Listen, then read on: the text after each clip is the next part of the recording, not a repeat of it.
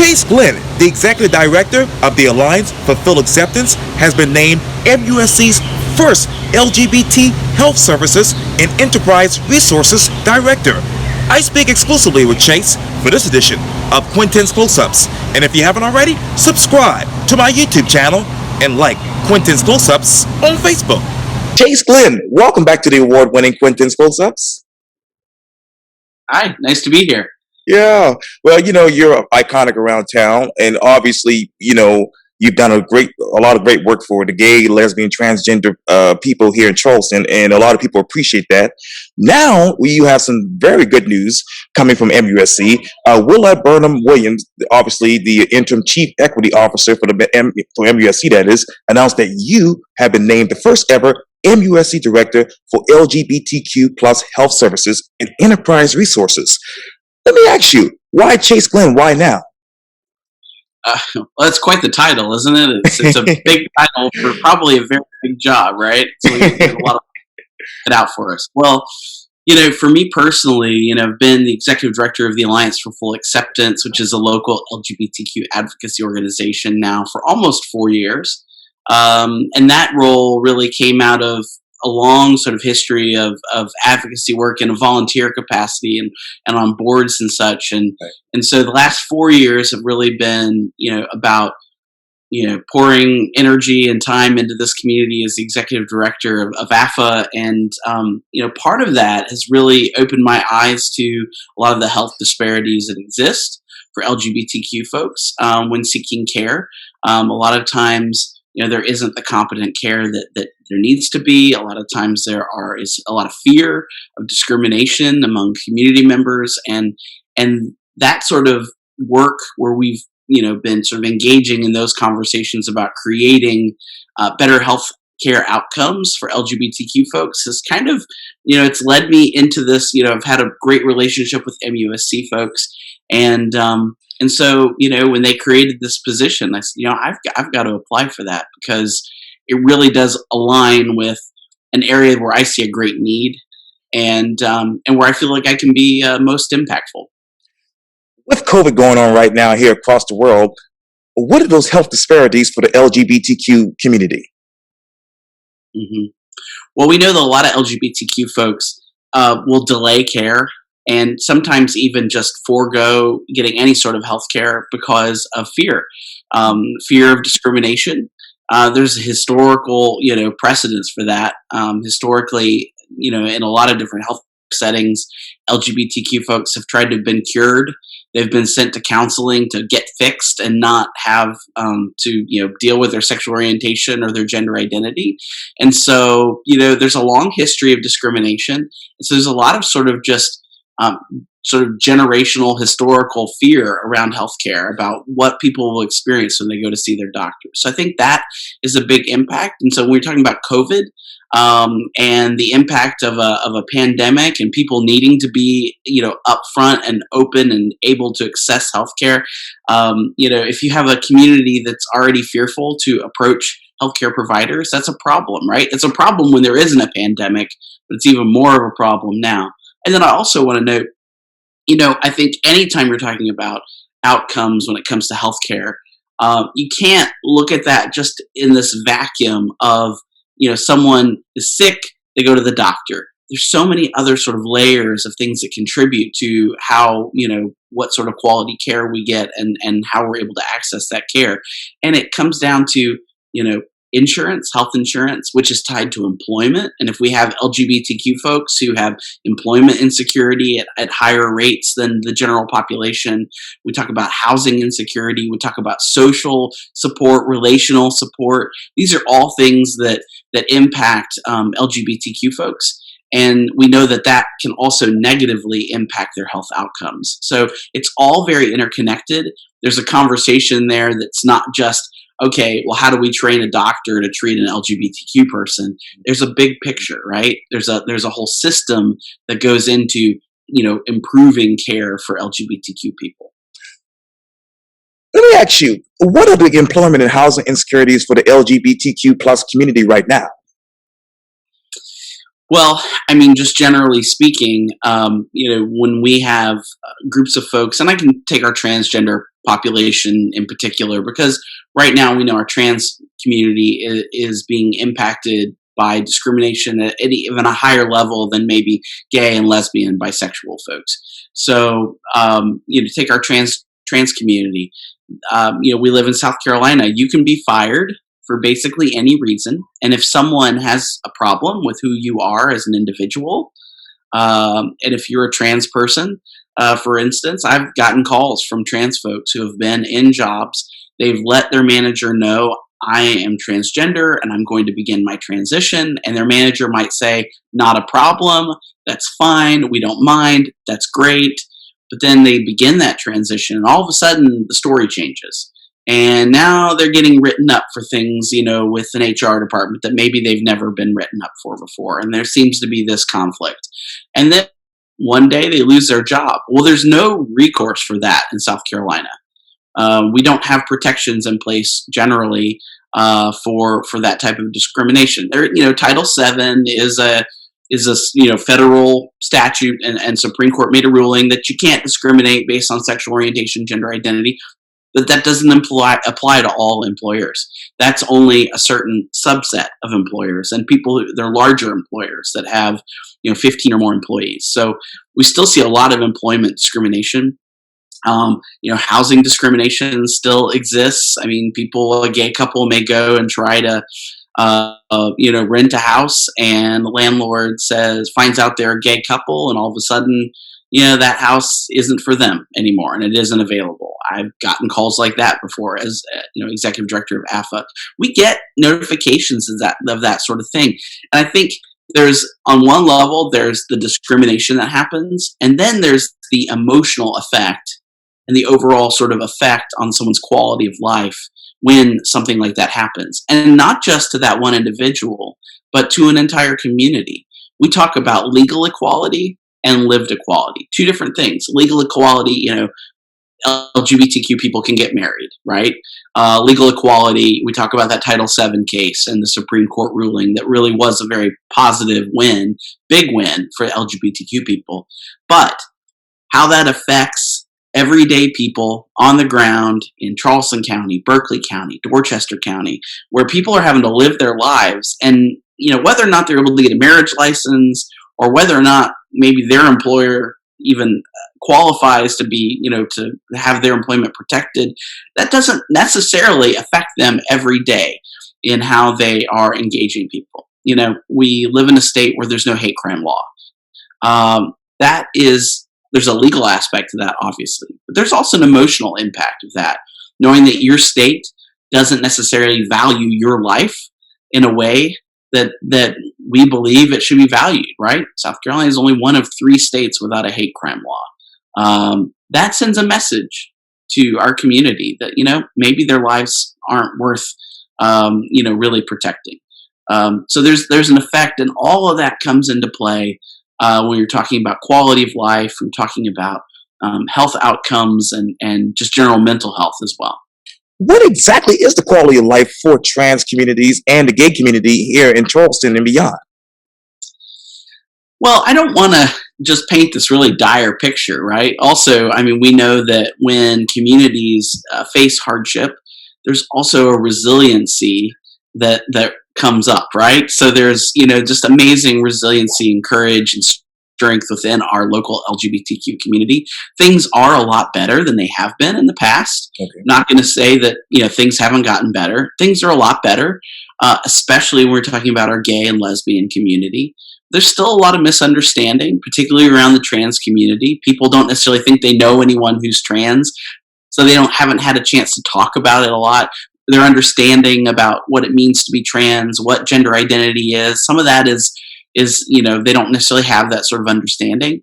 And so, it's not all, rainbows and, and sunshine for LGBTQ folks. We still have a long way to go to really create change for the community. What are those other misunderstandings about the trans community? Well, I think a lot of times it just comes back to education. Just really basic concepts. And I know we don't have a ton of time today, but very basic concepts like the difference between sexual orientation, which is how what your attraction is like, and so who you're attracted to sexually, romantically. That's sexual orientation. Well, gender identity is a completely separate concept, and that's how someone understands their own gender, how someone perceives their own gender, and how they navigate the world in that gender. So I'm transgender. I'm a trans man, which very bluntly means when I was born, I was assigned female at birth. The doctor held me up when I was born and said, "It's a girl." But as I lived my life and began to understand myself better, I understood my gender as not aligning with that sex that I was assigned at birth. So I identify as male. I'm a man. I'm a trans man. And, that is a great example, though, of just very basic information that many people, the vast majority, I would say, of the general public don't necessarily understand that, right? They might say, well, I know Ellen DeGeneres is on TV and she's gay, and so I get that. But they may not know someone who's trans. So they may see someone in pop culture, but that person may not quite, be the picture of of really kind of educating people as to what trans identity is about. So, for trans folks, in particular, I think we're seeing an education gap. And I would say just generally, that's a big piece of the work that I've done with AFFA and what I foresee to be a big part of the work I do with MUSC, which is the education piece. It's helping people understand things just a bit more so that we can really create that change that we need to see. And let me go straight to that. Obviously, you'll be responsible for leading the development and implementation of policies, programs, and services for all MUSC LGBTQ community members. Let me ask you this. This might be, a complicated question, but how will you protect LGBTQ patients, visitors, and staff through organization-wide equal treatment policies? Well, I can't speak to the details yet, right? I've got to get into the job and really get a lay of the land and be a part of those conversations. I think that's what I would say is, creating this position and having one individual person, myself, in that role doesn't mean that one, overnight, we're going to change everything. And two, one person can't do that. We're talking about system change. We're talking about organizational change. We're talking about culture change. And this is it's not going to happen overnight. There's going to be a lot of foundational work that's already been laid that we're just going to build on. MUSC has a great, reputation as being a well-respected and, welcoming place for all people. And they've got great structure in place to further that sort of level of acceptance and respect that all patients receive. We're just going to be building on that. Right? We're just going to add a little more education in there and talk about maybe the type of providers that LGBTQ folks need in particular, the ways that we can, create even more affirming environments for LGBTQ people. It's not going to happen overnight, and it's not going to be just about me. It's going to be about, us as an entire organization doing this work together to create these spaces for LGBTQ folks. I know you're starting the job April 19th, but I gotta ask you this. How will you cultivate inclusive workforces by providing LGBTQ inclusive employee support and benefits and by training staff to be inclusive with the LGBTQ population? How am I going to do that? Again, I think it takes a village, right? It's going to be building on the work that's already been done, the good work that we have, a strong diversity, equity, and inclusion office, historically both within the university as well as on the hospital side. We're going to be building on that. This position wasn't created just out of the blue. There have been years of conversations and work that has led to this position being created. And so, when I'm coming into this job, year one, I think there's going to be a lot of listening. We're going to be doing a full audit of the system that's already in place. We're going to be looking at, how are we supporting LGBTQ employees? What are the systems that are in place that are really supporting LGBTQ patients? When we talk about, there's hundreds of doctors, right? Many of whom probably do operate within specialties, and practice within specialties that are related to LGBTQ healthcare, but maybe those doctors haven't been identified as such. And so there's going to be a real sort of information gathering phase of trying to just get a lay of the land, see what we already have, building on that, and seeing what we can add to it, to create spaces that are really affirming for LGBTQ folks. It's going to be a monumental task. It's not something that's going to happen overnight, and it's not going to happen just with me. This is going to be a team effort. And you talked earlier, obviously, about the conversations that were actually taking place prior to you getting the job, as far as creating this job. What are those conversations like right now? Well, I mean, the conversations that AFFA, that I as executive director of AFFA were a part of, was really around the education piece. We've participated and co-facilitated the Safe Zone training that has been in place for a number of years now with MUSC, which is a training. It's about a 4-hour training that's provided to any employee within MUSC that wants to learn more about LGBTQ identity, terms, definitions, and then also how to be an ally and supportive of the community. That training has been in place for years, and we've been a part of that. And so we've, are continuing in on that. The education work in general of looking at curriculum within the university, looking at, the different programs that are provided. And so, those sorts of conversations are ongoing. And I look forward to AFFA being able to continue in that role. We don't have a new executive director yet, but when that happens, I'm going to look to AFFA to continue to be a partner in this work. You may you may hear this lawnmower right here. I don't know for sure. Oh, But let me ask you one last question. I know you're going to start April 19th. Let me ask you, will you support a policy that provides same-sex and opposite-sex couples with children in the same hospital access to visiting their children?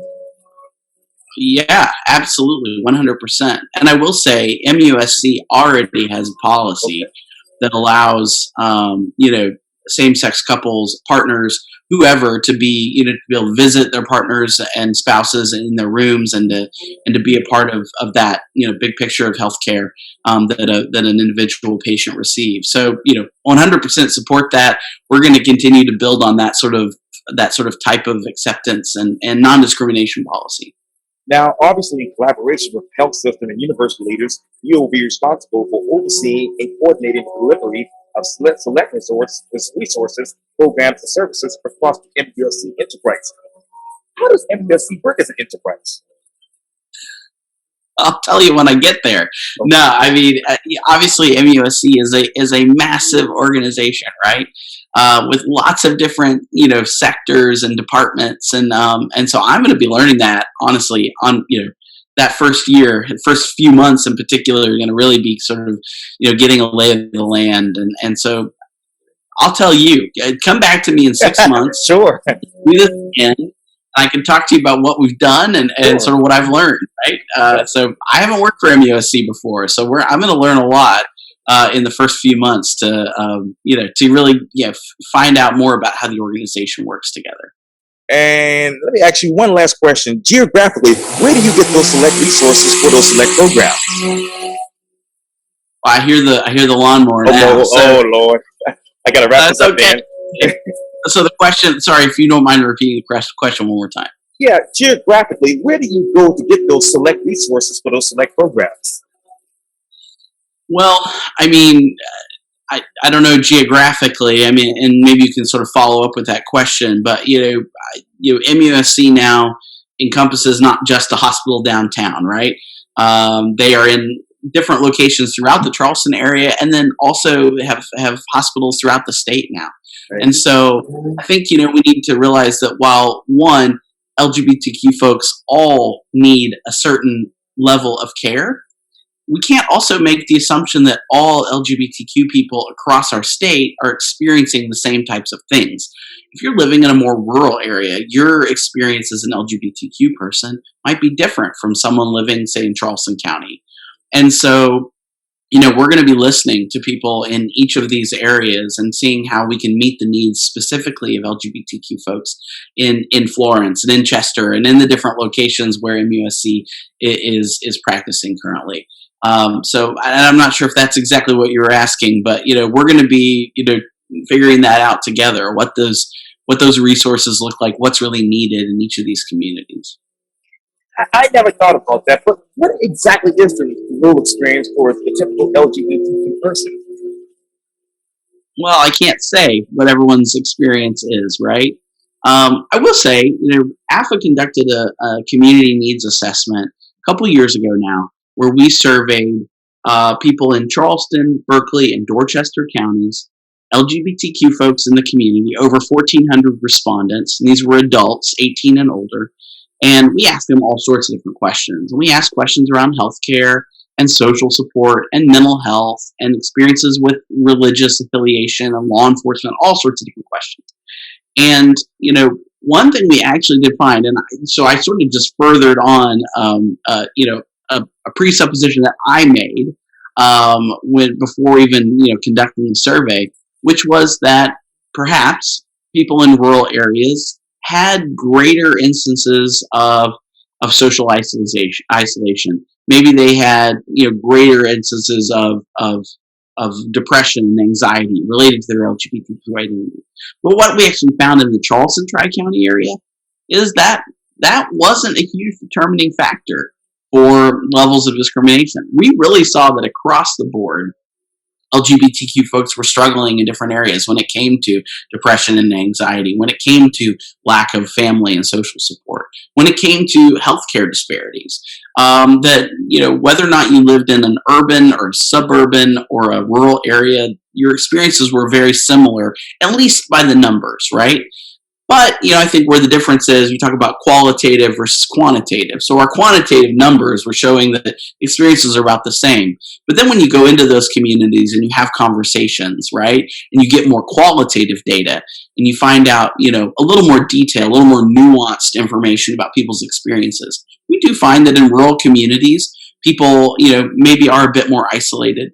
When we're talking about healthcare, I think this is I know we don't have a ton of time, but when we talk about healthcare and specifically subjects around who can potentially deny access to care if someone has a belief that doesn't align. So if someone who is transgender or gay walks into an emergency room in a particular location, I'm not talking about MUSC, just talking about just some fictional provider somewhere, and that doctor that sees them does not think that they, should be transgender. They don't necessarily even think that transgender is something that even exists. This is a made-up thing. Maybe it's a mental health issue.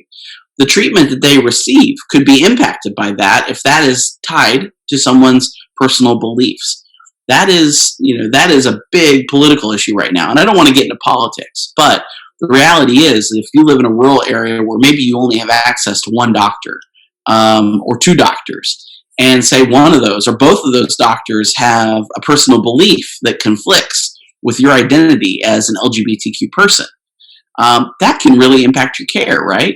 If you're not able to go and find that quality care because someone disagrees with you, as an individual, that's a problem. And so those are sort of things that can happen maybe more often in a rural area, right? Because you have limited resources oftentimes in a rural area. Versus Charleston County, we have a wealth of doctors. And MUSC is a great example. Hundreds of doctors, right? Hundreds of physicians that are in place that we know have signed on to say, what, we are going to create welcoming and affirming environments for LGBTQ folks. So they have a lot of options here. People in rural areas may not have those options. And so those types of things do contribute to the quality of life of people living in those areas. And how many more gaps do you need to close when it comes to those rural issues with health services and health care?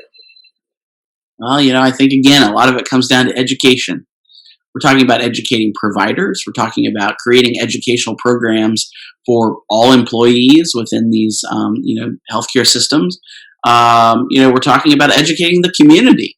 I mean, there's education, not to sound like the more you know rainbow commercial moment, but education is the answer. Like, we just need to, create, increase more conversation and dialogue around these issues and these topics. Talk about these things more. Educate people as to just basic understanding of LGBTQ identity. Then go a little deeper and talk about maybe the issues that affect this community and the things that are unique to this community. But that's really where the change is going to happen. We have to start with the education, start with those conversations, and go from there. I really do believe that's how we're going to make a real difference is educating people and having these conversations. Chase Glenn, thank you so much for your time. And again, welcome back to the award-winning Quintin's Close-Ups. Thanks so much for having me. It's always a pleasure. Likewise.